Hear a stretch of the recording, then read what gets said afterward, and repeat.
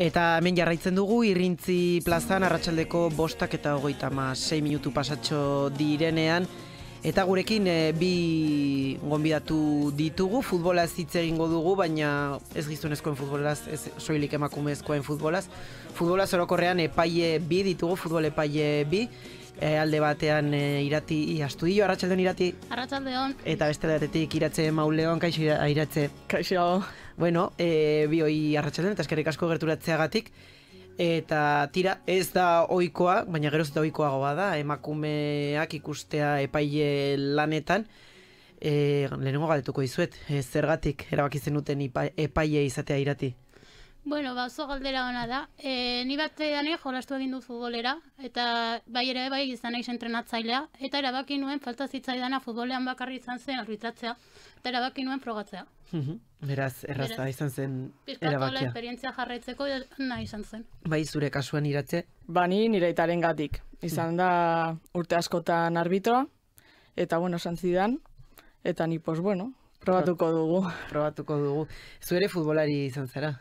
Bueno, bai, baina ez dut inoiz talde batean horrela jolastu, baina futboleroa beti bai. Bai, zuk Irati adibidez, futbolean jokatzen duzu oraindik?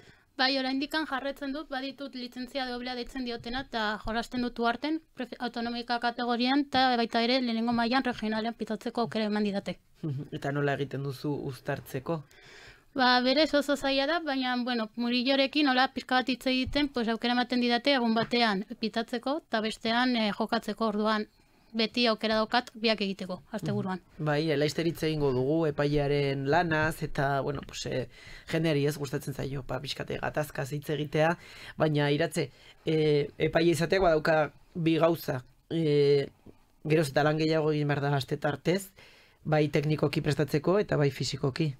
Bai, gauza da hori esan duzuna.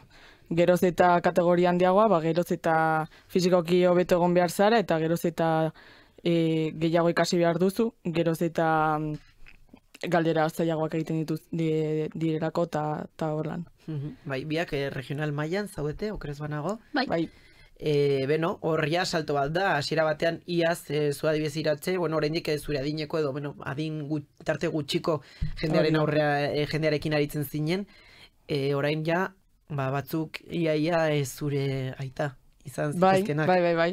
Bai, egiten diote batzuei grazia, llegatzen naiz ni hain txikia, baina, bueno, gero partiduan ja behin sartuta, ja gauzak aldatzen dira, eta, bueno, ja hor ja bai sartzen dira ja jolastera, eta, bueno, hor ja ongi. Bai, entzulek badakiten ere futbol epailea naizela. Irati, aipatu dugu geroz eta emakume gehiago, zarete futbolean, zuek eta gero ere beste emakume batzuk sartu dira, eta hor bazaudete, emakume sorta handi bat. Bueno, momentuz uste dut 13 garela, baina beste bi sartzeko aukera izan dute, oraindik taldean ez daudena, eta aukera ematen dugu jende gazte berriari probatzeko, ze azkenean behin probatzen duzuna, nabarituko duzu gustatzen zaizuna. Bai, igual hau da biontza eta bioi egingo dizuet galdera, lehenengo Iratiri, igual da galdera zaiena, igual gehien pentsatu behar duzuena, beraz Iratizuko demora pixkat gutxiago izango duzu.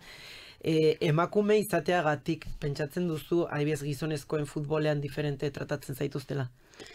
Bai ikusi ditudala desberdintasunak, baina bai saiatzen direla geroz eta respetu gehiago hitz egiten emakumeei. Berez gure erabakiak hartzen dituzte gizonezko erabakiak bezala, baina adibidez hitz egiteko eran bai ikusi dudala aldaketaz ez digute berdin hitz egiten bai emakumeei bai gizonezkoei. Askoz kontrolatuagoa izaten da emakumezko hizkuntza erabiltzen dutenean. Bai, Iratze? Bai, ni banago oso ados Iratirekin gainera hori. Gradako jende ere bai konportatzen da gehiago emakume bat ikustean hor arbitratzen eta ez mutil bat dagoenean. Kolektiboaren barruan zein da harremana gainontzeko epaileekin, ez soilik emakumeekin? Edo bai, baina baita gainontzeko egekin, azkenean ezakit 300 bat epaile, izango gara Nafarroako arbitroen bat zordean. Nahiko ona izaten da gehienetan, baina bai egia da neskak gutxiago garenez erlazio gehiago izaten dugulako errazago delako elkartzeko, eta gure batzordea aparte daukagulako, baina oso ona izaten da. Iratze, berriki atera da, ez izan futbol federatuan, baina bai Boskosen epaile bat jipoitu dutela, orain zigorra atera da, oraindik bidea baldago egiteko arbitroen lana errespetatzeko orduan. Bai, osea, dago oraindik lan itzela zu hor arbitratzen zaudenean, oraindik errespetua asko egon behar delako, baina gutxinaka uste dut baietz lortuko dugula kanpora llegatzea eta ja gauzak aldatzea eta dena pixka bat hobetu izantea. Bai. Nik badakit erantzuna, baina partidu baten egunean nolakoa da? Zuen tartea, zuek partiduari eskaintzen dizun tartea. Ze batzuk esan duzu, eske 80 minuturen gatik 50, 60, 60 eurora kobratuko dituzu. Baina ez dira soilik 80 minutu, ez da? Ez, berez izaten da, bidaia hasten garenetik, niri gehien bat Nafarroko herri guztietara bidaltzen didate, orduan berez izaten dut ordu bat, ordu eta erdi bideiare joateko. Gero, iristen aitzenean beti egon behar gara ordu bat, 3 laurden gutxiago bertan prestatzeko, zelaia ikusteko, pizkate ikusteko nola dagoen zelaia. Eta horrekin batera guk kontzentratzeko, taldeak ikusteko, arauak emateko.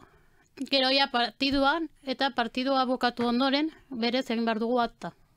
Eta egiteko ordenagailua edo mugikorraren bitartez egiten dugu, eta hor ja bukatzen da gure egikizuna. Eta gero etxera bueltatu. Iratxe gertatu altzaizu partidu bat bukatzerakoan, igual ja akta egin duzu, ja partidua amaitu da, ofizialki behin akta izten duzula, baina igual erabaki den batean, bueltak ematea. Bai. Eta gainera ni ez daramat denbora asko pitatzen, baina gertatu zait, eta klasean egonda, pentsatzen, jugada horretan, edo partidu horretan, baina gero ja llegatzen da hurrengoa, izaten duzu agian jugada berdina, baina oroitzen zara, zer egin, nola egin, eta orduan ja egiten duzu ongi. Bai. Irati zure kasuan aipatu duzu futbolera jokatzen duzula, beste talde batean, asko dira, oraindik beste talderen batean, edo berriki beste talde batean aritu diren epaiak, eta askotan entzun izan dugu, ez?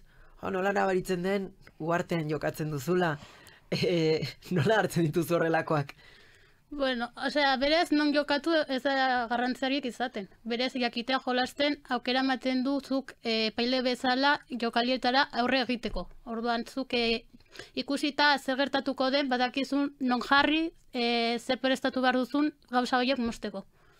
Orduan, jokalaria izan da bai ematen dit gauza batzuetarako aurreratzeko, baina beste batzuetan oraindikan esperientzia ikasten ari naiz eta gauzak aldatzen ditut hobetzeko. Amaitze aldera, bi galdera hauek biei egingo dizkizuet. Iratxe, zer da epaile izatearen lehenengo, alderik itxusiena edo zer nahiko zenuke aldatzea?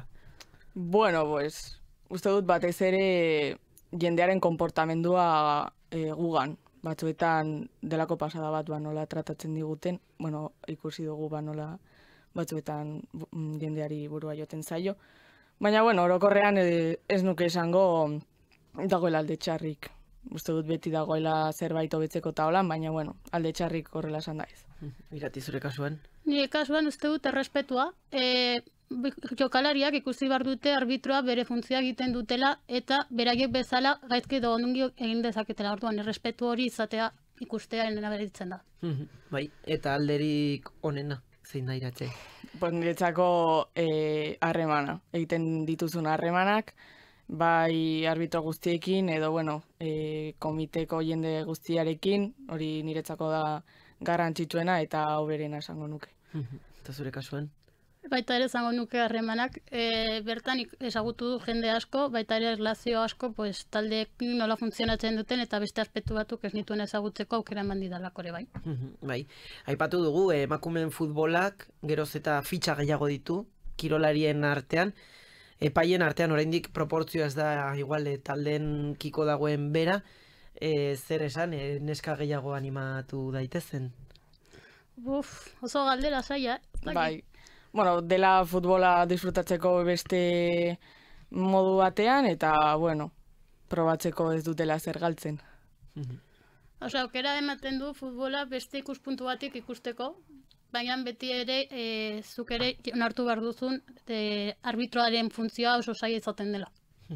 Bai, zalantzarik gabe nik ez zuek baina urte batzuk gehiago, badara matzat hor, eta bai, ederra da batez ere, eta ustute denboran jarraitzen dugunok badela, denbora gehiago, edo gauza on gehiago badituelako, txarrak baino, eta txarrek ere amorrua eragiten digutela. Iratze eta Irati, mila esker, Euskal Herrira irratira hurbiltzeagatik, Irrintzi Dorre honetara hurbiltzeagatik, eta gurean izateagatik. Zuei mila esker. Ez horregatik. Arte, zuei entzuleok musika pixka batekin utziko zaituztegu, gero aholku interesgarri batzuk, eta jarraian Irrintzi Plaza gehiago. Irrintzi Plaza, Euskal Herria irratian.